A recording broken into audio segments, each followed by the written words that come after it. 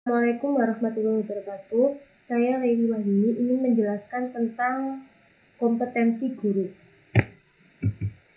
Pengertian kompetensi guru. Kompetensi berasal dari kata kompetens yang berarti kemampuan atau pengembangan. Sebagaimana ditunjukkan oleh Kamus Besar Bahasa Indonesia, kompetensi dapat diartikan sebagai kemampuan untuk memutuskan atau memilih sesuatu.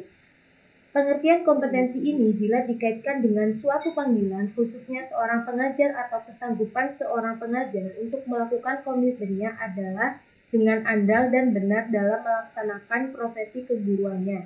Dari menurut Muhammad Quyen Isman. Macam-macam kompetensi guru.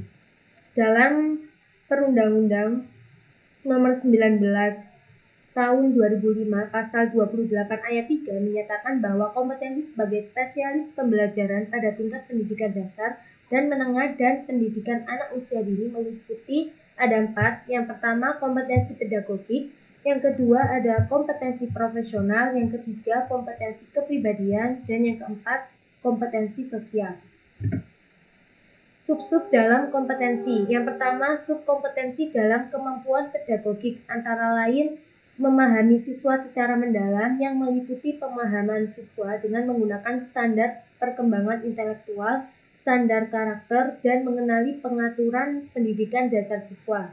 Yang kedua, perencanaan pembelajaran termasuk memahami pembentukan pembelajaran untuk membantu mewujudkan pendidikan, menerapkan hipotesis belajar dan pembelajaran, menentukan metode pembelajaran, dan mempersiapkan rencana pembelajaran tergantung pada sistem yang dipilih. Jadi guru sebagai pendidik itu harus mempunyai rencana dalam melakukan pembelajaran. Nah, mulai dari menentukan metode pembelajaran dan mempersiapkan siswa untuk mewujudkan pendidikan.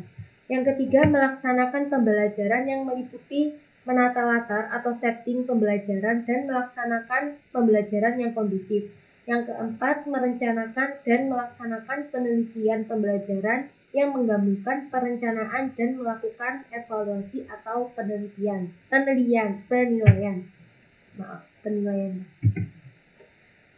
Yang kedua, subkompetensi dalam kemampuan kepribadian. Kemampuan dalam individu, antara lain yang pertama, karakter yang konsisten dan stabil meliputi tindakan seperti yang ditunjukkan oleh praktik yang diterima, seperti menjadi senang menjadi pendidik dan memiliki konsistensi dalam bertindak sesuai standar. Yang kedua, karakter dewasa. Nah, karakter dewasa ini menunjukkan kebebasan dalam bertindak sebagai pengajar dan memiliki sikap kerja keras sebagai pendidik. Yang keempat adalah karakter berwawasan, yaitu menunjukkan kegiatan yang bergantung pada keunggulan siswa, sekolah, dan jaringan, serta menunjukkan transparansi dalam bernalar dan bertindak. Yang keempat, karakter yang berwibawa. Nah, karakter yang berwibawa ini dimiliki sikap yang dapat menjadi teladan sesuai standar seperti imsak dan memiliki perilaku yang dapat ditiru oleh peserta didik. Yang ketiga, ada subkompetensi dalam kemampuan sosial, antara lain yang pertama, kemampuan untuk menyampaikan secara lisan dan tulisan. Jadi kita harus mempunyai kemampuan baik secara lisan maupun tulisan. Yang kedua, mampu menggunakan teknologi komunikasi dan informasi secara fungsional. Yang ketiga, cakap bergaul secara efektif dengan peserta didik, sesama pendidik, tenaga kependidikan, orang tua atau wali peserta didik, cakap bergaul secara santun dengan masyarakat sekitar. Jadi kita harus mempunyai kemampuan sosial, mulai dari penyampaian lisan, terus menggunakan teknologi, serta bergaul, berkomunikasi yang efektif dengan peserta didik maupun bersama masyarakat lainnya. Yang kelima ada yang keempat ada subkompetensi dalam kemampuan profesional, antara lain yang pertama, kemampuan pembinaan karakter, kemampuan dasar menguasai materi peragaan. Yang ketiga, kemampuan dasar dalam mempersiapkan program pengajaran.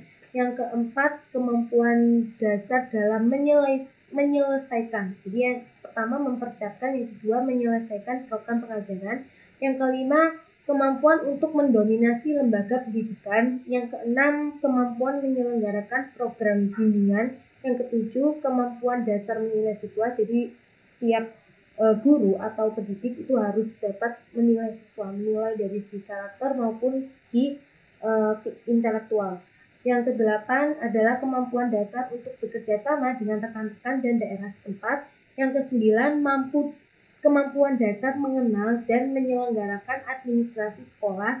Yang ke-10 adalah kemampuan dasar menyelenggarakan penelitian sederhana.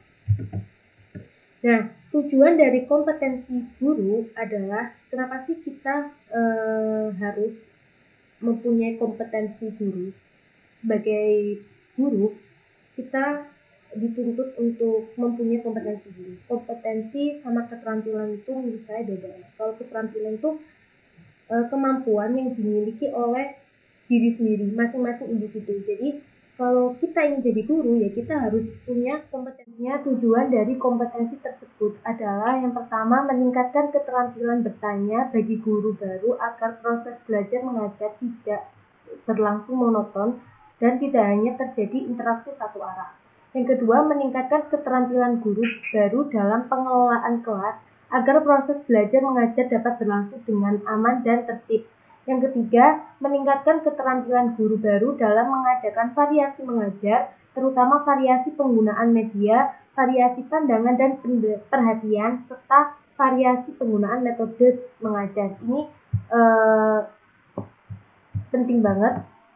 Kemampuan ini, keterampilan ini cukup penting bagi guru. Jadi guru harus memiliki ini karena ini tuh untuk meningkatkan minat belajar siswa. Yang keempat, terakhir, tujuan dari kompetensi guru adalah meningkatkan keterampilan guru dalam menjelaskan materi yang diajarkan. Sekian, terima kasih dari saya. Mohon maaf jika ada salah kata. Mohon dimaklumi. Wassalamualaikum warahmatullahi wabarakatuh.